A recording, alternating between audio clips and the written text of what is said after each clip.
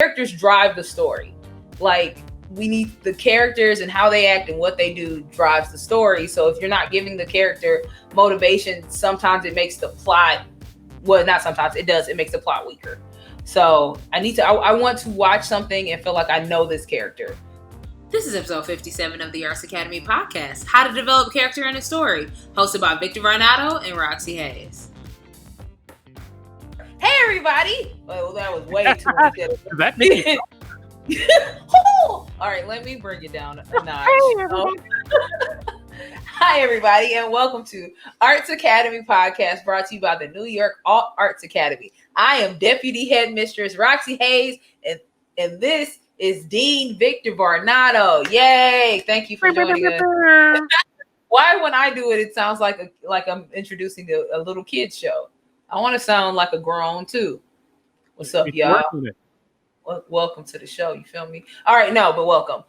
So the last episode, Dean Victor Varnado discussed plot, and I will be discussing how to develop character. A lot of the stuff legit is the kind of the same thing. I actually found an infographic that I really like that kind of went over how to develop character that I think is really cool. So the first step this is from nownovel.com. The first step is make introductions count. So like when you're introducing your character into the story, whatever it is, like I think it's always cool. Like when the character comes in and we kind of instantly start kind of picking up on like who they are. So it's not like they just like walked into the bar, like they kind of, maybe they walked in a certain way or like how they spoke to someone. We kind of get a gist of who the character is, like as soon as they kind of come on the screen. Do you have any tips for how do you do that? Like, do you have any like certain ways you do it? Yeah, I mean, I feel like that's a huge part of establishing great characters as an introduction. Like one of my favorites is Indiana Jones in the first movie, where like the very first time you see him, he's like full on got his hat. They actually did that in the first Blade movie too, where the characters the first time you see them, they're fully formed heroic persona, and they're doing their thing like to the best of their ability. So like you get to see exactly what a badass they are. I also like it before a character appears, when people describe the character, like when someone might say, "Oh, you sure you want to meet Sarah? She's not in a good mood today." And when she's not in a good mood, well, you can see everybody who's already laid out all around the bar. Are you sure you want me to call her? That's a great introduction for a character named Sarah. I think my favorite one is probably from one of my favorite movies, period, is Pride and Prejudice with Keira Knightley, because the scene is her like walking around reading this book. So we already get like, okay, Elizabeth Bennet is this intelligent person. She likes to read, but she's like walking through her house. So we're like meeting all the people in her house, and they're like, just living their daily life. So we see the dad kind of ignoring the mom. We see the two sisters fighting. We see the other sister practicing on the piano, and the camera's just like following her through the house. So like within the first like 3 to 4 minutes, we've already established personalities for each character in the house, and they haven't said anything. So it's really, that's one of my favorite scenes in the movie. Cool. In any period. So yeah, make the intro and make Sean said Desperado. You're so old. Sean's my friend, so I could roast him via comment. So everybody's not thinking like I'm just rude to strangers. I know this person. So yeah, old. But yeah, Desperado is another good example. The next step that they have is develop persona via speech. So what personality and manner does a person's speech carry? So I think it's kind of the same thing. Like when they come on the scene, make sure that like how they're speaking is how they're going to be speaking throughout, kind of make it match, all that kind of stuff. I'm not going to go through all of these because some of these are kind of like duh. And they all kind of go together. So I'm going to just skip to step 7, which is the last step that they have on here, is develop detailed profiles. So like make sure your character has a backstory. What's their motivation? Like who are they? I hate movies. I'm trying to think of an example, but like I've seen movies, like especially like with villains, they'll be doing evil stuff and we don't know why they're doing it. It's like, why? What are you killing him for? You never explain to us why. So it kind of creates that disconnect when you're watching it, because characters drive the story. Like we need the characters and how they act and what they do drives the story. So if you're not giving the character motivation, sometimes it makes the plot, well, not sometimes, it does, it makes the plot weaker. So I want to watch something and feel like I know this character. Like, I know you. Wait, we have a comment. And so how do you determine their motivations? Like the same thing you said with plot. So like, why? I just keep asking why. So like, if I have a character that's killing somebody, right? I'm gonna keep asking, okay, so why did they kill them? So okay, give me a thing. I guess I'll kind of steal what you did. So I guess like just give me a character or like a situation that this character is in, and then I can kind of add. Okay, someone always puts too much sugar in their coffee. Okay. Oh, that's me. Okay, so this person always puts too much sugar in their coffee. Why? So for me, which is another tip, like draw from real life. So like I put too much sugar in my coffee because I like things extremely sweet, or sometimes I'm not paying attention. So that's like a character quirk or thing. I'm not paying attention. Why am I not paying attention? I have ADHD. So now we've created this character that's seemingly just putting too much sugar in their coffee, but it's really because this person has ADHD, which can help develop the plot. So maybe throughout the show or the movie, we're showing that this person has ADHD, not just her verbally saying that she has ADHD, but exhibiting the mannerisms of somebody who has ADHD. So not paying attention, forgetting stuff, all that kind of stuff is going into the character. Do you have shortcuts when you're creating characters? Yes. I actually have this book, which is a dope book. Now, right, and it has all these different like examples and exercises that you can do. But I also have a worksheet. There's you can find all of these online, character worksheets where you can fill out things about your character. So do you use any of those worksheets? It'll be like, what's their name, their birthday, favorite color, all that kind of stuff. And it'll be like 100 to 200 questions. I can't say that I actually use character worksheets. I mean, but I do have like, I do have shortcuts, and I always write. I love to write character descriptions, like usually 1 or 2 paragraphs that are like character descriptions that kind of like encompass everything about the characters. And actually, when we were talking about developing plots for comic books, we were in that class. We talked a little bit about like how to develop a character like that, and I think that's my favorite way. I like this. That's cool too.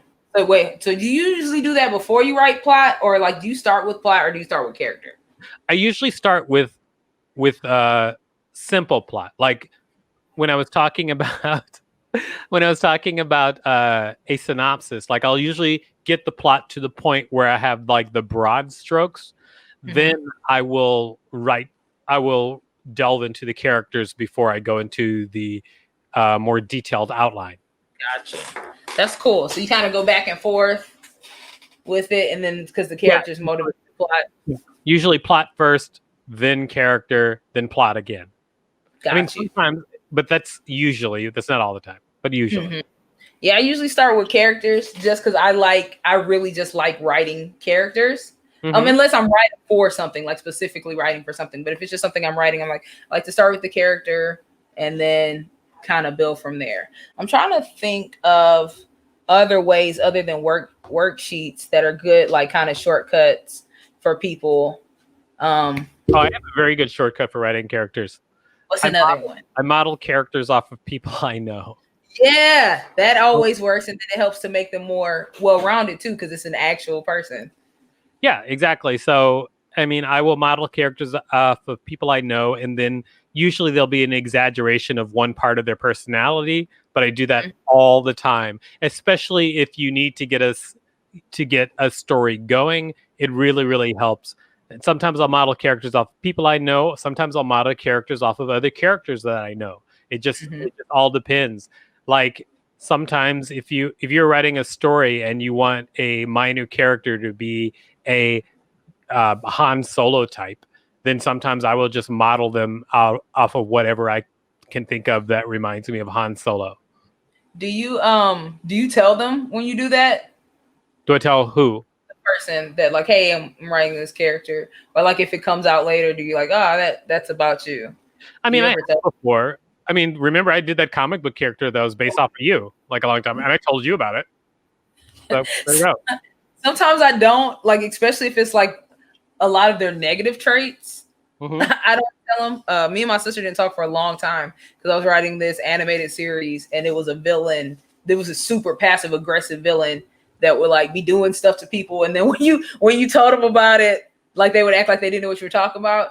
And she read it, and she was like, "Oh, I really like it." And I was like, "Yeah, that villain's based off of you." And then we didn't talk for like a year. So, do you suggest people? So, I think you should tell them if it's in a good light, but if you're writing them kind of in a negative light, you might not want to tell them. Well, I mean, it's not necessarily them; it's aspects of them, possibly. And everybody has positive and negative aspects, and also those aspects that they have, like they are through the lens of your experience. So it's not necessarily, it's not necessarily like a roadmap to their soul. Yeah, you have other traits, and that's also a good thing that I forgot to add in. Make sure that whatever character you're creating, especially your main character, has flaws. Nobody wants or roots for a perfect character. It's boring. It's not interesting. Like they need to have something wrong with them. That's what makes us human. That's what helps us to connect to the character. So they need to have some type of flaw within. Yeah, nobody's perfect anyway. Although actually one of my favorite things about characters that I've heard was from Aaron Sorkin. Okay, so Aaron Sorkin is a super prolific writer, and he said that one thing that you can be sure of is that almost everybody thinks they deserve to be in heaven. Like good, bad, whatever the character is, they all think they deserve to be in heaven. And so and he's talking about that, if you want to talk about what motivates any character, it's their idea of why they should be in heaven. And he talked about that in A Few Good Men. He wrote a speech that Jack Nicholson says. Do you know what A Few Good Men is? Do you know that? Yeah, I'm looking up the quote too because I'm like, that's good. I want to screenshot that. The quote is the quote that at least Jack Nicholson says is, I have food on my chin. I was eating stuff with hot sauce, and I got hot sauce on my chin. This is crazy. You didn't tell me this? Oh see, God. You're red already. I couldn't see that hot sauce. Sauce on the chin. Y'all see that? Nobody saw that hot sauce. Orange. The hot sauce. It doesn't matter. Okay. My fake glasses are dirty. Hey, everybody, I'm just disgusting. I appear with food all over my face all the time. But anyway, so in A Few Good Men, Jack Nicholson is talking about the fact that he's just done all these atrocities for the army, and his argument is the truth. You can't handle the truth, because he's just saying the general public can't handle the truth about what horrible things that men like him have to do to maintain our freedom. So that's his argument of why he should get in heaven, because he does the dark things that no one else will that protect our freedom. And that's one of the best things that I've heard about characters from Aaron Sorkin, because I believe that's 100% true. Everybody thinks they're doing right. Everybody thinks they're doing right.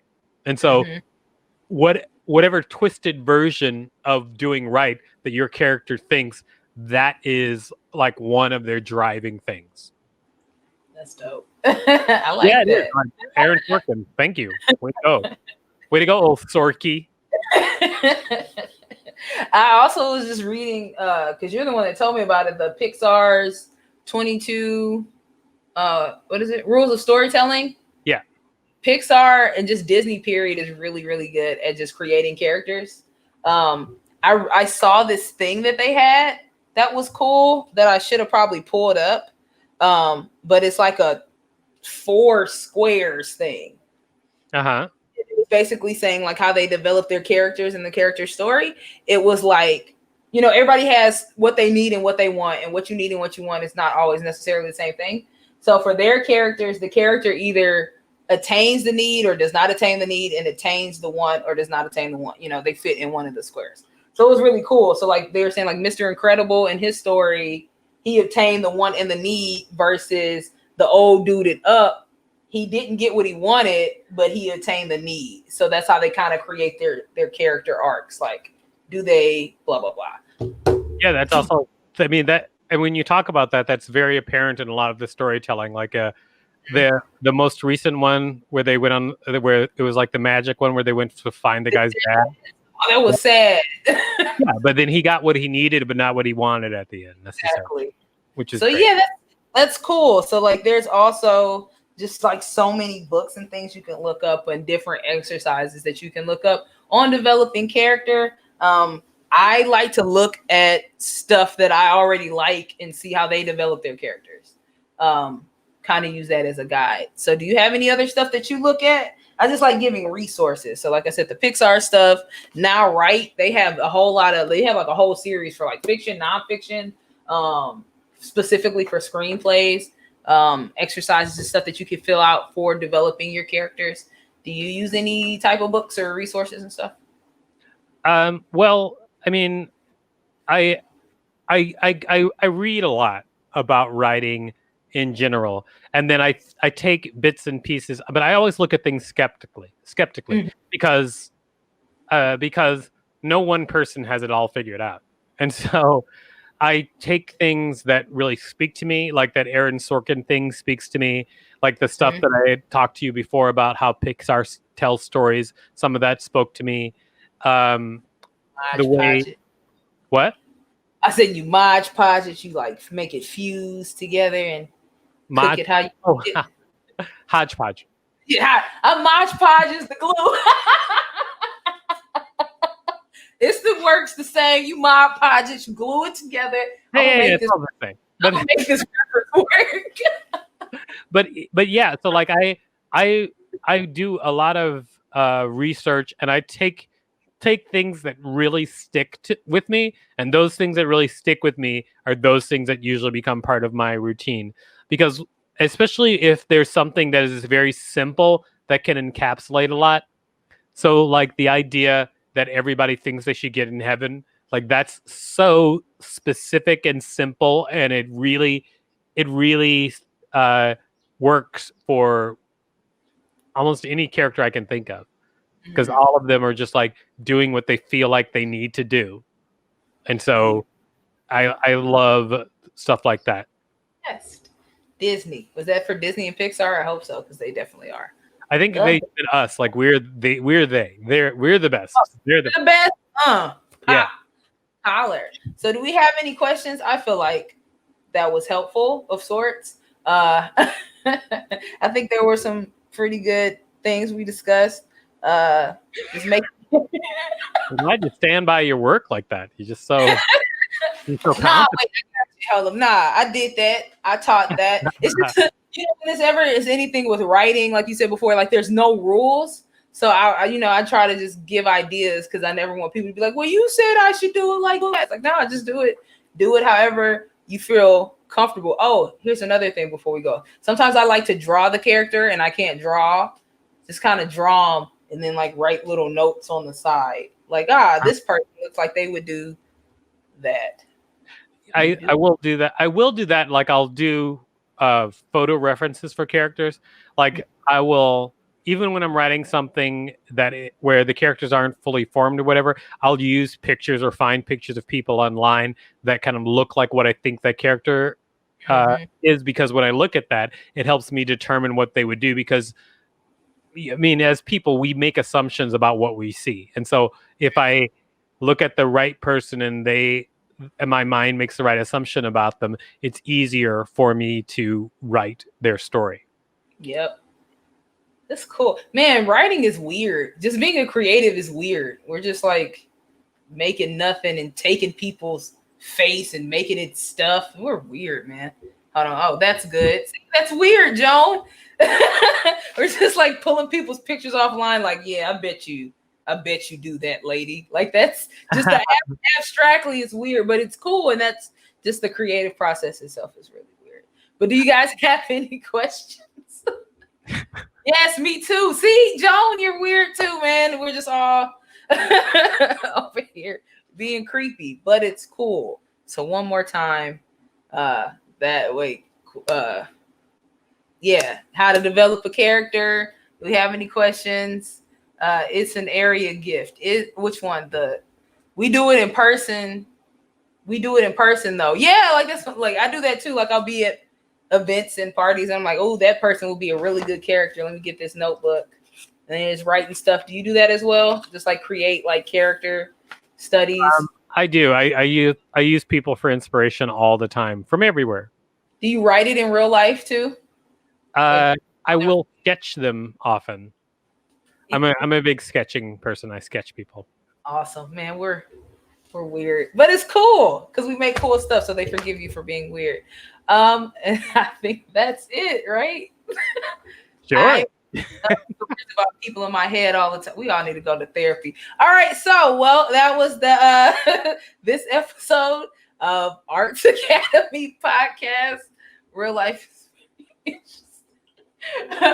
no, I want to end it better. That was this episode of Arts Academy podcast, brought to you by New York Arts Academy. We do this live every Thursday on our Facebook page, and the episodes drop every Wednesday and Monday on our YouTube channel. So please subscribe to our YouTube channel and follow us on everything.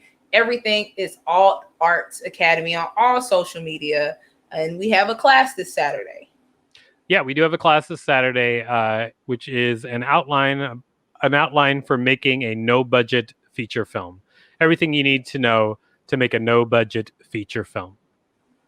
Yeah, so join us. You have to join our study group, which is facebook.com/groups/ I'll send you the link. I'll cut that part. I'll just send the link in the chat if you guys want to join the class. You should. It's a free class. Victor breaks down everything on how to make a movie with no budget, and I know most of us are broke, so that is definitely a class that you're gonna want to attend. Sean is definitely coming because he said yes with multiple U's and multiple N's. The link is right there. So if you're not a member of our group, which is Arts Academy Students on Facebook, join that group so that you can be part of the class. Anything else? All right. I guess it's time to end this class. Thank you so much for hanging out, everybody. We'll see you again, and hopefully we'll see some of you this Saturday.